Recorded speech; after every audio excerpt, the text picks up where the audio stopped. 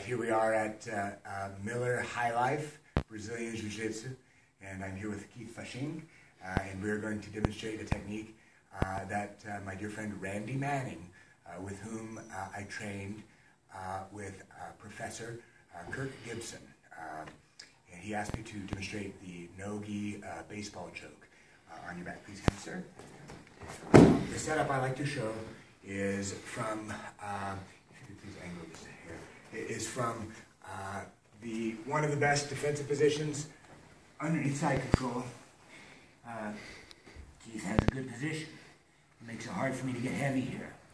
So from this situation, rather than allow him to push on my throat, I grab his bicep and I run my head down to the end of his wrist, and I whisper in his ear, "You're not getting up. You're not getting up." And so now he can't move his hand, but he can bridge with his elbow. So he does. Good. He's successful in getting his underhook here. And there's a lot of things I can do from this situation. This is just one.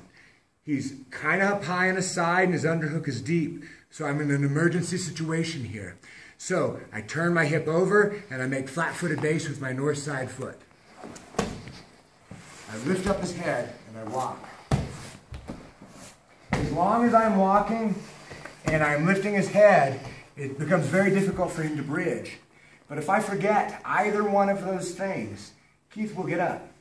So I must walk and lift the head.